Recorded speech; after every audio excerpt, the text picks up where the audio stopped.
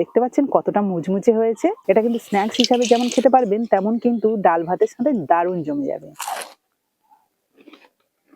নমস্কার বন্ধুরা, সাবিত্রী কিচেনে সবাইকে স্বাগত জানিয়ে আজকে আমি নিয়ে চলে এলাম বেশ কয়েকটা টাটকা তাজা সিম। আর এই সিমগুলো দিয়ে আজকে বানাবো সিমের চপ। আমরা তো বিভিন্ন ধরনের চপ খেয়েছি, কিন্তু এই সিমের চপটা কি খেয়েছেন? যদি কোনোদিন কেউ খেয়ে থাকেন অবশ্যই আমাকে কমেন্ট করে জানাবেন। তবে এই সিমের চপটা কিন্তু দারুণ লাগে খেতে।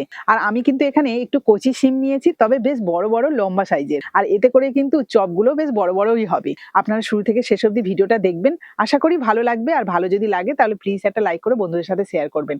তাহলে চলুন কথা না বাড়িয়ে আজকের রেসিপিটা শুরু করি। চপটা বানানোর জন্য প্রথমে আমি সিমগুলোকে পরিষ্কার করে নেব। তো দেখুন, এই যে দু মাথার দিকে এই যে আঁশটা থাকে না, এটাকে কিন্তু বের করে নিতে হবে। আর দু মাথা এইভাবে কেটে দিতে হবে। এটা আমি ছুরি দিয়ে করছি, আপনারা যেটা সুবিধা হয় সেটা দিয়ে করবেন। আর ভেতরে যে বীজটা আছে সেটাকে কিন্তু পরিষ্কার করে নেব। এই দেখুন, ছুরির এক মাথা ঢুকিয়ে এই যে ভেতরে দেখুন বীজগুলো রয়েছে, এগুলোকে কিন্তু বের করে দিতে হবে। হালকাভাবে শুধুমাত্র ছুরি দিয়ে এই যে ফাঁকা করে নিয়ে আর বীজগুলোকে বের করে দাও। এইভাবে কিন্তু সবগুলো সিম পরিষ্কার করে নেব। সবগুলো সিম কেটে নিয়ে আমি উনুনটা ধরিয়ে নিয়েছি। এবার এই সিমগুলোকে হালকা সিদ্ধ করে নেব, মানে ওই 1 থেকে 2 মিনিট মতো। তার জন্য উনুনের উপর বসিয়ে দিলাম একটা কড়াই, দিয়ে দিচ্ছি কিছুটা জল, অল্প একটু নুন, দিয়ে দেবো কেটে ধুয়ে রাখা সিম।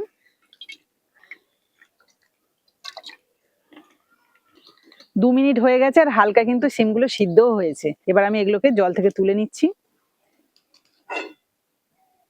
এবার এগুলোকে সাইডে রেখে এর মধ্যে যে পুরটা দেবো সেই পুরটাকেই এখন রেডি করে নেব। তার জন্য কড়াইয়ের মধ্যে দিয়ে দিচ্ছি কিছুটা তেল। তেলের মধ্যে দিয়ে দিচ্ছি অল্প একটু 5 ফোড়ন, সামান্য একটু হিং, গ্রেট করা আদা, অল্প একটু কাঁচা লঙ্কা কুচি, একটা মিডিয়াম সাইজের টমেটো কুচি, কয়েকটা মটরশুঁটি হালকা করে ভেজে নিয়েছি। এবার সিদ্ধ করে ম্যাশ করে রাখা আলু দিয়ে দেবো। আমি এখানে আলুর পুর বানাচ্ছি, আপনারা চাইলে কিন্তু চিকেন পুরও দিতে পারেন, কিংবা পনির দিতে পারেন, কিংবা চিংড়িও দিতে পারেন, ভীষণ ভালো লাগবে। তবে আমি আজকে নিরামিষ ভাবে বানাচ্ছি, তো সেজন্য আলু দিয়েই বানাচ্ছি। দিয়ে দিচ্ছি স্বাদ মতো নুন, অল্প একটু হলুদ গুঁড়ো, সামান্য একটু জিরে গুঁড়ো, আর দিয়ে দেবো ধনে পাতা কুচি। হালকা নাড়িয়ে চাড়িয়ে নিলেই কিন্তু আমার পুরটা রেডি হয়ে যাবে। পুরটা কিন্তু সম্পূর্ণভাবে রেডি হয়ে গেছে, এবার তুলে নিচ্ছি। এবার আমি চপের জন্য ব্যাটারটা রেডি করে নেব। একটা বড় পাত্রের মধ্যে 1 বাটি নিয়ে নিচ্ছি বেসন, হাফ বাটি চালের গুঁড়ো, 1 চিমটি হলুদ গুঁড়ো, স্বাদ মতো নুন, অল্প একটু কালো জিরে। শুকনো উপকরণগুলোকে ভালো করে মিশিয়ে নিলাম। এবার অল্প অল্প জল দিয়ে একটা থকথকে ব্যাটার বানিয়ে নেব।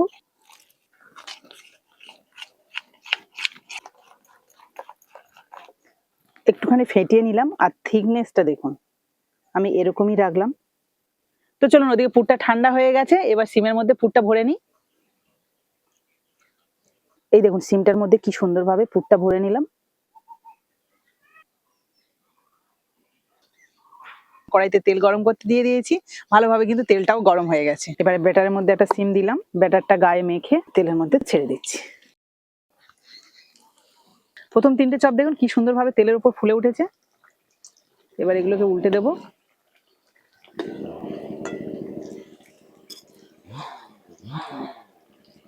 দেখুন, চপগুলো যখন ভাজবেন না, একটুখানি কিন্তু এই আগুনটাকে ঠিকঠাক রাখবেন। একটু কম বেশি হয়ে গেলে তাহলে কিন্তু চপগুলো ফুলবে না, আবার ভাজাটাও খুব ভালো হবে না। আমি যেহেতু মাটির উনুনে রান্না করছি, একটু তো কম বেশি হয়ে যাচ্ছে, তাও কিন্তু ঠিকঠাক করে নিচ্ছি। প্রথম 3টে সিমের চপ দেখুন খুব সুন্দর করে ভেজে নিলাম। দেখুন, তেলে দেওয়ার সঙ্গে সঙ্গে কি সুন্দরভাবে ফুলে উঠছে।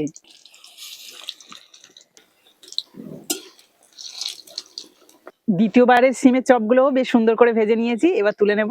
আর দেখুন কত সুন্দর কালার এসছে, দেখে বোঝাই যাবে না যে এগুলো সিমের চপ। সবগুলো সিমের চপ বেশ সুন্দর করে ভেজে নিয়েছি, আর দেখতে কিন্তু অপূর্ব লাগছে। আমি একটা ছোট মতো নিয়েছি আর একটা বড় মতো নিচ্ছি। এবার আপনাদের ভেঙে দেখাবো, তবে দুটো ভাঙার আগেই একটুখানি ঘষে শোনাই যে আওয়াজটা কেমন হচ্ছে। শুনতে পাচ্ছেন? এবার ভেঙে দেখাই। দেখতে পাচ্ছেন কতটা মুচমুচে হয়েছে, আর ভেতরটা দেখুন পুরে ঠাসা। আর সিমটাও কিন্তু খুব সুন্দরভাবে সিদ্ধ হয়ে গেছে।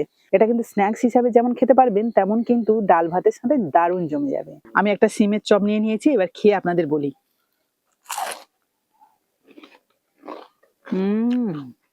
দারুণ টেস্ট, মনে হচ্ছে না এটা সিমের চপ। আর একটু খাই। সত্যি বলছি, এই সিমের চপটা যদি একবার বানিয়ে খান তাহলে কিন্তু বারবার বানিয়ে খেতে ইচ্ছে করবে, এতটাই মুচমুচে আর এতটাই টেস্টি হয়েছে।